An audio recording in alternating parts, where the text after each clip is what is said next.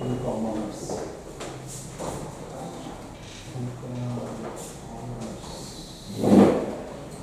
Good morning, sir. Good morning. Good afternoon, sir. Good afternoon. Hello.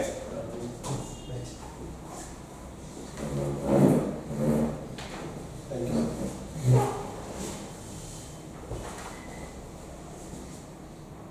Akansh. Sir, I call it Akansh. Akansh. Yes, sir. It's a Hindi word or it's a word of some other language? Sir, it's a Sanskrit word. It means complete. But my parents named it with the intention that it is a part. So I'm a part of God. You are a student of economics. No, sir, I'm a student of commerce. Commerce. Not economics. What is the difference between the two? Commerce and economics? Yes. Yes. So commerce deals with the business part of it, about business management, and it also has accountancy as a part of it, which is about how to maintain records, bookkeeping, and how to assess numbers. So economics is about the larger idea of markets, about demand and supply, and other concepts related to money and other things. When Haryana was carved out of joint Punjab, Yes, sir. there were discussions that Haryana will not be a viable state. But today, after 30, 40 or 50 years, we see that Haryana is far more progressive than Punjab. Yes, sir. Can you tell me 3 reasons for that? So the first reason we can say is that it is closer to Delhi. So it allows Haryana to take advantage of its proximity, as 40% of Haryana is in the NCR region. So second, we can say that the governments took very progressive steps in terms of industry policy, and they were a bit more liberalized when compared to the policies of Punjab. Thirdly, we can say, so the people of Haryana have been lucky because of the geography that they don't have an international border. So Punjab was marred by insurgency and cross-border terrorism, so that also helped Haryana to grow better than Punjab. What are 3 most important problems of Haryana which they need to address immediately? So the first problem which Haryana needs to address is that its social indicators have not matched its economic prosperity. Be it the sex ratio, be it the condition of women in the villages, be it the maternal mortality rate or the infant mortality rate. So second, Haryana has not progressed in an equitable manner, so the growth has not been inclusive. For example, the districts near Delhi have grown at a very fast pace, whereas the districts like Fatehabad and Sirsa, which are a little farther away, don't have too much industrial development. And the third reason is we need to solve the issue of water, because the groundwater table is declining in Haryana also, and which will create problems for agriculture in the future. At the same time, we need to solve other problems for agriculture, like overusage of fertilizers and other things. Can you help us or guide us to know why we should recruit you as a civil servant? So can I take a second to think? Huh? Can I take some seconds to think about it? Yes. Okay, sir. There are 3-4 reasons which I can give for which you should recruit me as a civil servant. The first reason is, sir, I have a very optimistic attitude towards life. I am a person who handles big failures with humor and satire, so I don't lose hope in adversity. Second, sir, I can say that I have a very collaborative approach. In this generation, when people generally tend to feel jealous about others' success, I love to walk my own path, and I love to take everyone along. For example, sir, if my peers get ahead of me during the examination or during my earlier years in school, I would never feel bad, and I would feel happy and joy in their success. So I think that helps me take everyone along in the field. Thirdly, sir, I think I have a very distinct idea of civil services. I think, sir, the civil services is facing an issue when it comes to how it interacts with the people. Over the years, as I was also growing up, and especially if I'm coming from the state of Haryana, we have some sort of an idea attached to the civil servants. So we tend to place them in some ivory chambers. So I want to break that, and it is my endeavor to take public service closer to the people, to the actual public we are asked to serve. In the context of fundamental rights, there is a philosophy which is known as philosophy of positive discrimination. Yes, sir. Can you tell us what it is? So the philosophy of positive discrimination talks about the concept of equity more than equality. It says that if some people are lagging behind because of the circumstances in which they are, we should consider those circumstances and make special provisions for them. For example, sir, the Peoples with Disability Act has the provision of positive discrimination, like 3% reservation for people who are Divyangs. Can you trace the relevant provisions in the Constitution about that? Sir, Article 15 and Article 16 talk about reservation for the backward classes, and Article 15 prohibits discrimination. Sir, at the same time, I believe Article 15 Clause 2 talks about that the state shall endeavour to make special provisions for socially and educationally backward classes. It is 15.2 or 15.4? Sir, I am not aware of it. What is 15 sub clause 3? Sir, I am not aware of it. Akansh, you're from Haryana and you studied in Chandigarh. Chandigarh is a union territory. Had Chandigarh gone to Punjab as was decided, when was it decided by the way, and didn't happen? Any idea? Yes, sir. Sir, I think it was first decided by the Honorable Prime Minister Indira Gandhi, I believe in 1967, when the states were separated. So it was decided that Chandigarh should go to Punjab and Haryana should get around 10 crore rupees to develop their own capital.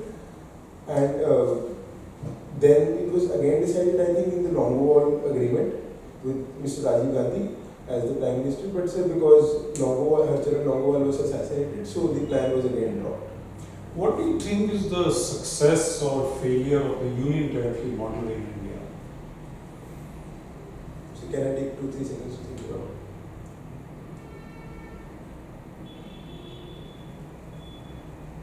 Okay, sir. Sir, coming to the success of union territory model, we can say that, sir, having direct supervision of the union government allows it to be free from the local influence, and thus many of the schemes have a good delivery. Secondly, sir, it allows this union to protect or to govern places in a better manner which are politically sensitive. For example, the case of Delhi, the NCT of Delhi, because it is the seat of the national capital, so it is a good model to have it as a union territory. Sir, the cons are also related to it because of too much handholding by the union. Sometimes the local aspirations are neglected and it becomes a sort of a babu shahi, which I think creates problem because the idea of democracy is taking governance closer to the people. So that is one challenge.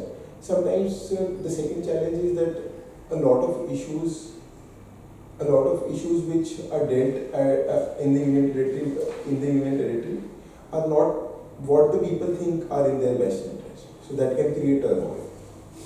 Okay, I want a very short answer to this. Do you think Chandigarh has deteriorated since the municipal corporation came into being as a result of the constitutional amendment, or it has enhanced itself in quality of life?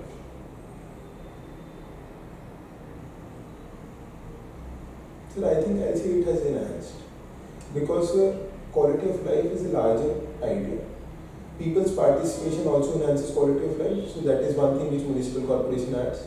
Secondly, sir, municipal corporation adds a layer of checks and balance on the government of Chandigarh, so that is also an advantage. Thirdly, sir, since 97% of Chandigarh is urban, so most of the issues associated with Chandigarh are day-to-day decentralized grassroots urban problems. So sir, I think municipal corporation provides a very good platform to address those issues. What do you say about a statement if I say that municipal governance in India is the weakest link of governance in India? What are your views? So I think I totally agree with you that in terms of comparison with the other two forms of government, municipal corporation is the weakest because of the three particular problems we face, which are about the finance, the functions and the functionaries. Frankly, sir, I think municipal corporations lack in all three of them, and it has been our failure that we have not taken governance to the people in letter and spirit. Article 370, the Supreme Court judgment recently, also impacts union territories and the government's decision-making powers vis-a-vis union territories. What are those? What did the Supreme Court say? Sir, in my knowledge, the Supreme Court said that it was fine for the union government to declare a state as a union territory. Now, that the point of contention was that there was no legislative assembly present, so which is a requirement in Article 3 that a presidential request from the legislative assembly is required. So, sir, that is something which came into light because of the judgment that does the union government have the power to change the status of a state to a union territory? So that was the issue. At the same time, sir, I think the issue was about how a union territory is governed, but I am not very aware of it. What are your views on simultaneous elections to the parliament and the assemblies? So I think it has both advantages and disadvantages. The advantages are that it saves us a lot of time and effort. At the same time, a lot of times there is a model code of conduct in force which affects the quality of governance, so it does away with that problem. And thirdly, sir, the leaders have more time to dedicate to governance and less to political campaigns. But it also has its cons, sir, that it is very difficult to have a synchronized cycle because everyone has different times of election and there might be hung assemblies. Secondly, sir, there are fears that it can sway an election to a particular side.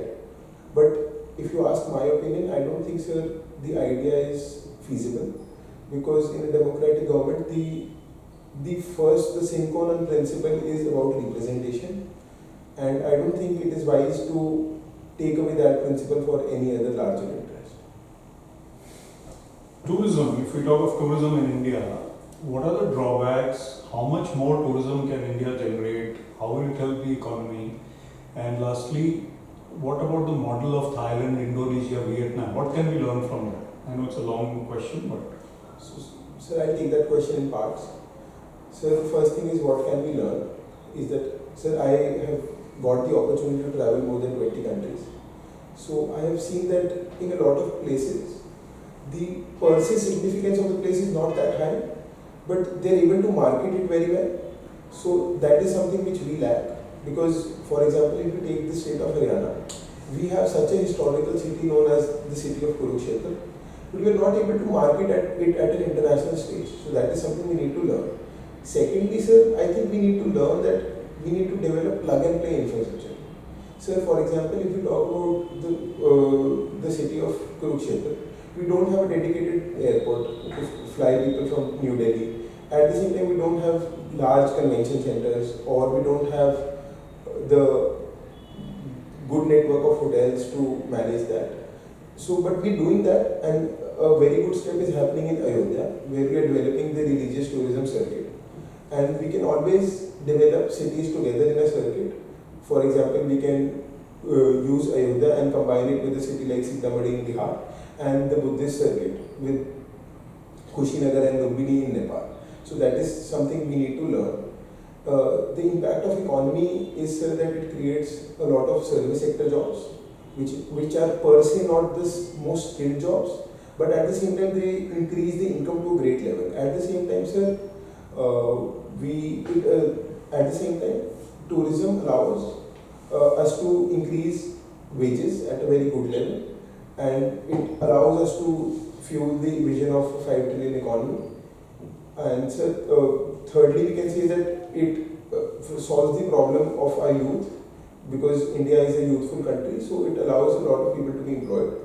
And if we talk about learning from Thailand, Indonesia, Vietnam, and these countries, so I think the most important thing which they have done is that they have facilitated the ease of travel for tourists.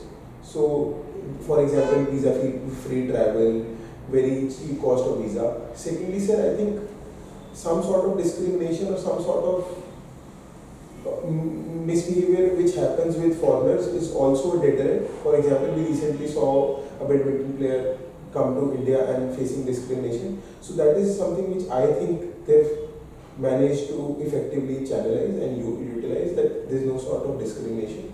And sir, I've also got the opportunity to go to Thailand and Vietnam, so I think they're focusing on cleanliness and restoring their pristine sites.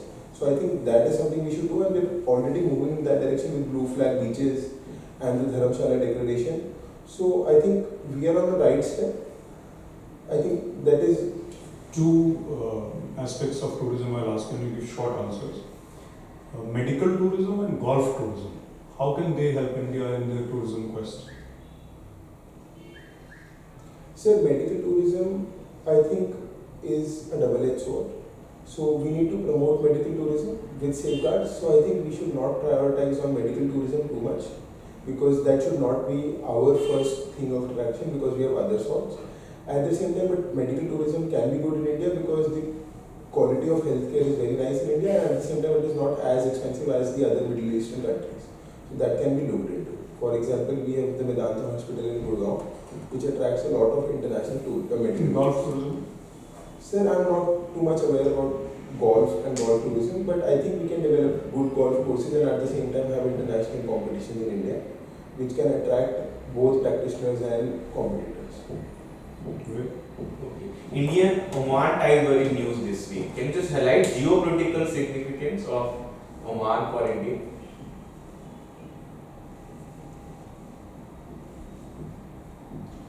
Sir, I think Oman is strategically located in the Middle Eastern region. It allows us the control of both the Red Sea and the Strait of Hormuz. So that is one advantage, because most of our oil imports are from the Middle East, and we've seen how the Houthi rebellion in the Red Sea can create challenges for countries. So Oman allows us to solve that problem if a need arises. At the same time, sir, we can use Oman because Oman has a lot of patient capital. So we can have a collaboration in that. You just mentioned about Houthis. Which country do they originally belong? So they belong to the state of Yemen. Yeah, okay. And recently Israel-Palestine conflict is going on. Can you just highlight India's diplomatic stance on the issue so far? So India has always been up for the two-state solution, and it has reiterated. And at the same time, so India recognizes the cause of Palestine and wants an immediate ceasefire to it.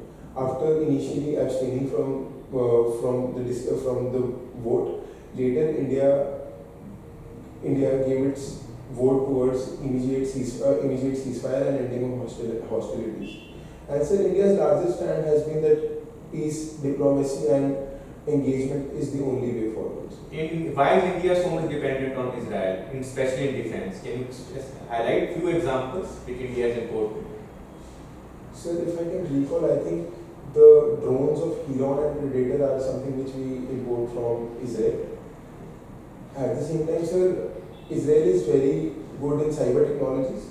So Can you name the software which was imported, which created a lot of hue and cry in parliament? I think it was Pegasus, sir, from NSO from Israel. Yes. And COP28 has concluded. And there's a mixed response. Some are saying it's a litany of loopholes, some are saying it's the end of era of fossil fuel. What's your personal one positive and one negative takeaway from the summit? Okay, sir. So the positive is that we finally addressed the larger issue of fossil fuels. And we have committed to moving away from fossil fuels, and at the same time we have also developed a loss and damage fund. So that is the biggest positive and a breakthrough. So if we talk about the negative, I think Again, sir, the recognition of common but differentiated responsibilities is not there in letter and spirit, and there has been no particular action about providing technology and funds to the developing countries and more to the small island developing nations. Why is India objecting to phasing out of fossil fuels? Why is India is not comfortable with the word phasing out or phase down? Because we adopted a toned down version of transitioning with no clear deadlines or numerical targets. Sir, I think India is at a stage where it requires fossil fuel for development, and much of the carbon budget has been taken up by the developed countries of today, and India's per capita emissions are also very less. So for these reasons, India doesn't agree with the phase out, because India is particularly requiring fossil fuels for immediate development, and it is very convenient for the developed countries to phase out fossil fuels now when they have developed while the other countries have not. Recently, COVID cases are once again spiraling up. Can you name the variant which is once again making headlines? Sir, I don't know the exact variant, but Or it's some variant related to, and why these variants are emerging again and again, especially in case of COVID-19. So we have not seen in other viruses this theme making headlines. sir, I am not following the exact issue, but I Like can you tell say, you- like the Delta strain, Omicron, why are these emerging again and again? What is the scientific concept behind? Why? Sir, I think viruses, the structure of viruses are such that they mutate very fast. Mutation. Have you ever failed in life? If yes, what have you learned from it? So I don't see failure as failure. But if you ask me in literal terms, I failed the mains exam last year. So I learned to improvise and to improve and to adapt as per the needs of the exam. If this is how failure is meant to be, that I have failed in some sort of debates which I took in my initial years, at that time I used to be a little arrogant when I used to fail, and I used to think that I was failed incorrectly. So that is one thing which I've learned, that sometimes we don't understand things in the short term, but as and when we grow up, we realize that no, we were not right at that particular time. Thank you. Thank you, Akansh. We'll call you back. All right, thank you. Thank you, sir.